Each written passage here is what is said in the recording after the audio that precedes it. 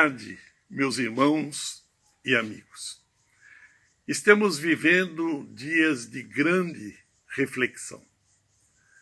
Há alguns meses atrás, o nosso país vivia um clima de expectativa por prosperidade. Os Estados Unidos e a China brigavam em possuir o melhor PIB, o maior PIB do mundo. A Rússia e a Arábia Saudita colocaram o mundo em polvorosa com uma manobra feita no preço do petróleo. Líderes de grandes países desafiavam uns aos outros, exibindo seus aparatos de guerra e dizendo o que fariam no dia de amanhã. Muita arrogância por parte desses líderes mundiais. Mas, de repente, Deus permite o aparecimento de um vírus. Algo muito pequeno, praticamente invisível aos olhos humanos. E esse vírus paralisa o mundo inteiro. É como diz Tiago na sua carta, no capítulo 4, versículo 14. Vós não sabeis o que vos sucederá amanhã, que é a vossa vida. Sois apenas como neblina que aparece por instante e logo se dissipa. Sim, esta é a grande pergunta. O que é a vossa vida? Que valor você dá à sua vida? Amanhã você poderá não estar mais aqui.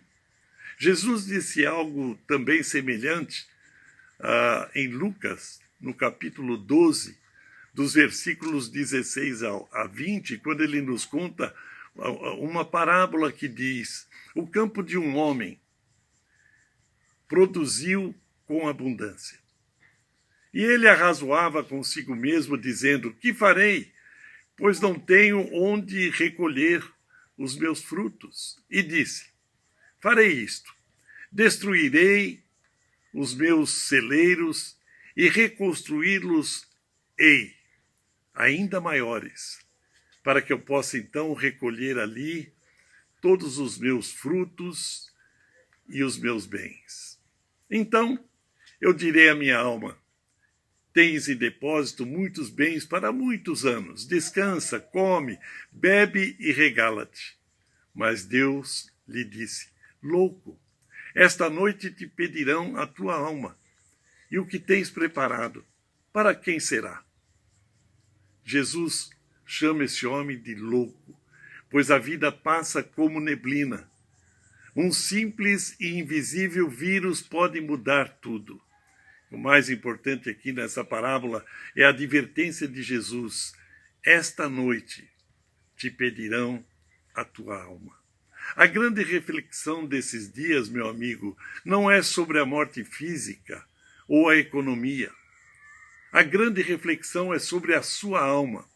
O ser humano parou de se preocupar com aquilo que lhe é mais importante, aquilo que é eterno.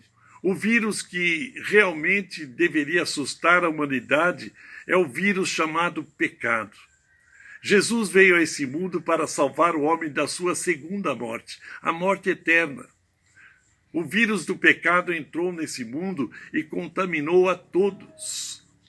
Como diz em Romanos, capítulo 5, versículo 12, o apóstolo Paulo fala assim: portanto, assim como por um só homem entrou o pecado no mundo e pelo pecado a morte, assim também a morte passou a todos os homens, porque todos pecaram.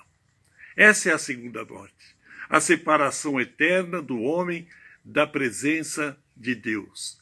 Se para o coronavírus, meu amigo, não existe remédio, eu tenho uma boa notícia para você.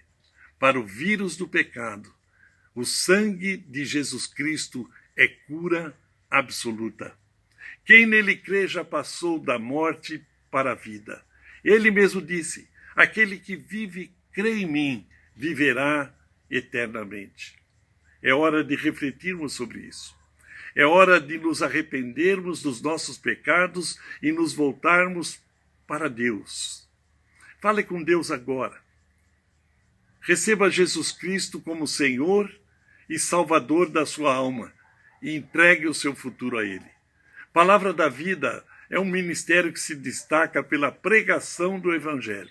E mesmo em meio a muitas dificuldades, nós continuaremos a fazê-lo até o dia em que Jesus voltar.